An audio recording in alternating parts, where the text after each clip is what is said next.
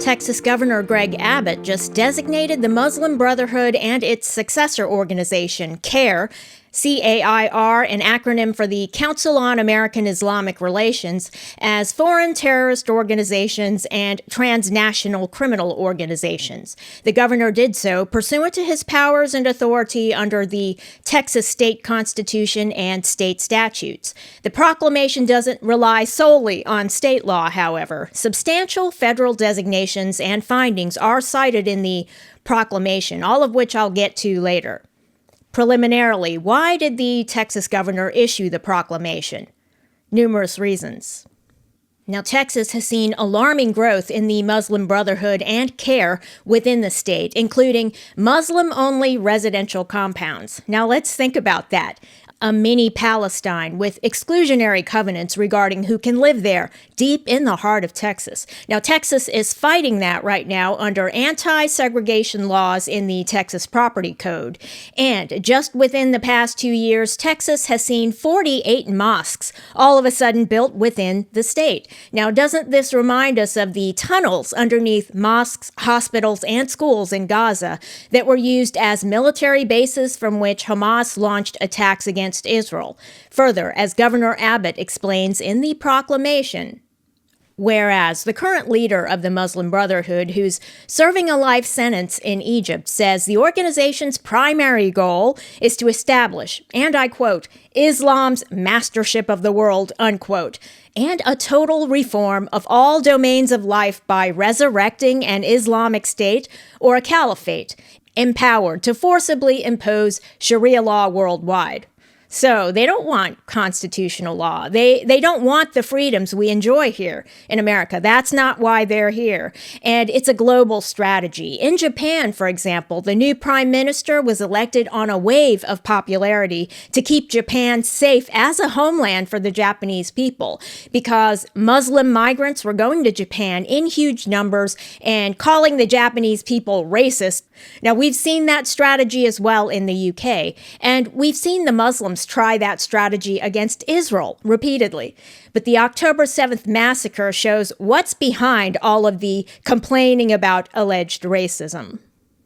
Now, the governor's proclamation further cites, whereas the Muslim Brotherhood provides material support to its branches worldwide. In the U.S., the State Department already designated 2 branches of the organization as specifically designated global terrorist entities. Several nations have already sanctioned branches of the Muslim Brotherhood for trying to destabilize their governments, including Austria, Bahrain, Egypt, Jordan, Saudi Arabia, and the UAE. Whereas Hamas is the Palestinian branch of the Muslim Brotherhood and is already designated as a foreign terrorist organization by the U.S.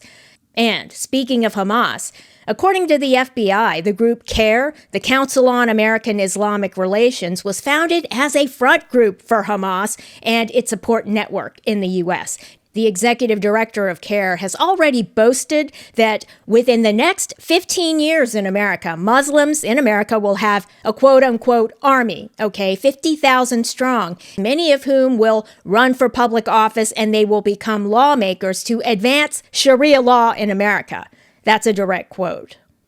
A federal court has already found that CAIR is a subsidiary of Hamas. The case was a prosecution for terrorism financing, and this explains the news just a little while ago. A Hamas sympathizer who literally participated in the October 7th massacre of Israelis in 2023 was working in Louisiana at a restaurant, just working a job there. He was detained by federal immigration for, guess what? Illegal presence.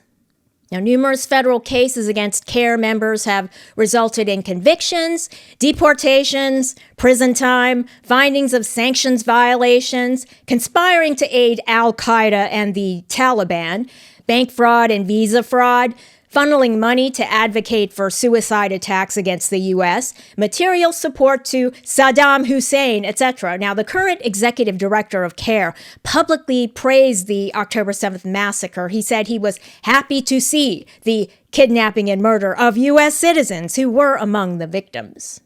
So, federal law and evidence adduced by the federal government substantially bolsters the Texas governor's proclamation, which empowers the Attorney General to take action against the Muslim Brotherhood and CAIR's participation, including funding of gang activity, building exclusionary residential compounds as well, and buying property in Texas since they're foreign adversaries.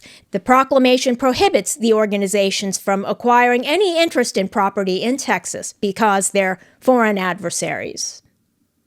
Now, the Biden White House distanced itself from CAIR in 2023, and even Russia designated the Muslim Brotherhood as a terrorist organization back in 2015. So that's extreme, okay? When Russia has outlawed you as a terrorist organization, it's not a huge leap to expect that the federal government might issue similar designations for the Muslim Brotherhood and CAIR.